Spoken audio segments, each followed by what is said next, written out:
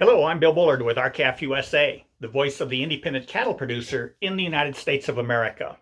Well, we're off and running in the new year, and membership organizations like RCAF USA are out trying to recruit new members.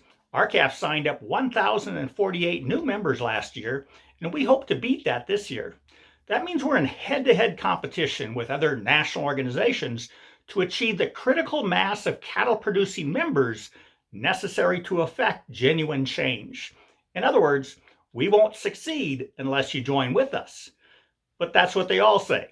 So, a legitimate question from people being asked to join with a national organization like ours is, what's in it for me? Well, let's answer that question.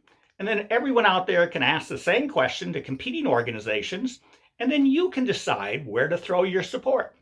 Let's start by looking at the major initiatives that RCAF has already put in play that no other national cattle association is involved in.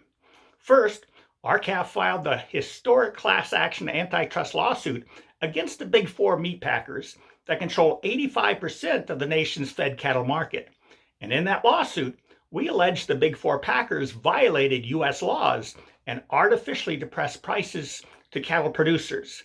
So you can decide if what you've been seeing in the cattle market during the past 5 years justifies such a significant action on the part of an organization that exclusively represents U.S. cattle farmers and ranchers. Second, RCAF is running a national petition campaign.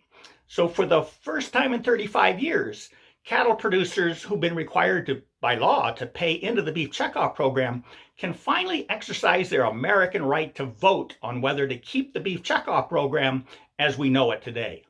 Third, RCAF created the first ever cattle industry long range plan that sets forth the mission, goals, and objectives for the U.S. cattle industry for the next 5 years. That means we're no longer a reactionary organization relegated to putting out brush fires. Instead, it shows we're a forward-looking organization with a plan to improve both U.S. cattle markets and the U.S. cattle industry for U.S. cattle producers. Fourth, RCAF is the only national cattle association to tell the U.S. Department of Agriculture that a mandatory electronic identification system for U.S. cattle is unacceptable in our American free market system. We blocked USDA's first effort to mandate radio frequency identification ear tags in a lawsuit that is still ongoing. And we opposed USDA's later notice that it was going to go forward with its misplaced plan. And fifth, when no one in Congress or the industry would come up with a solution as to how to reinstate mandatory country of origin labeling for beef after the World Trade Organization convinced Congress to repeal the law in 2015, it was RCAF that drafted proposed legislation to require country of origin labeling for beef in a way that does not run afoul of the WTO's ruling against the old law. RCAF's proposal will enable U.S. cattle producers to create demand for their U.S.-born and U.S.-raised cattle. And six, RCAF USA was instrumental in the introduction of the bipartisan bill by Senators Grassley and Tester that would require the largest packers to purchase at least 50% of their cattle in the competitive cash market, thus reigniting competitive forces in the cash market that suffers because little to no competition currently exists. And seventh, RCAF USA has two pending lawsuits against the National Beef Checkoff Program.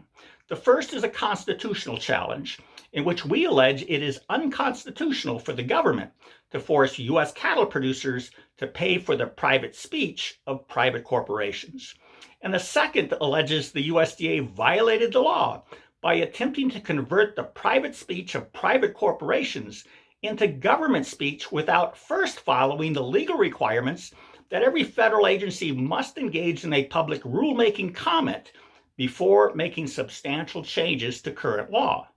So there's 7 major initiatives spanning all 3 branches of government, the executive branch, legislative branch, and the judicial branch, as well as the industry itself. And all 7 of these initiatives share one purpose: to improve market conditions for independent U.S. cattle producers so they can exercise their liberties and freedoms in a marketplace that provides them a genuine opportunity to operate profitable cattle operations. So I hope this answers the question, what's in it for me?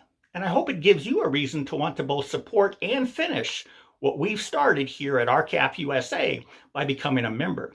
So please go to our website at r-calfusa.com to join with us so we can become strong enough to direct your U.S. cattle industry toward a more profitable and prosperous future for you and for the next generations. With that, thank you and have a productive week. Goodbye.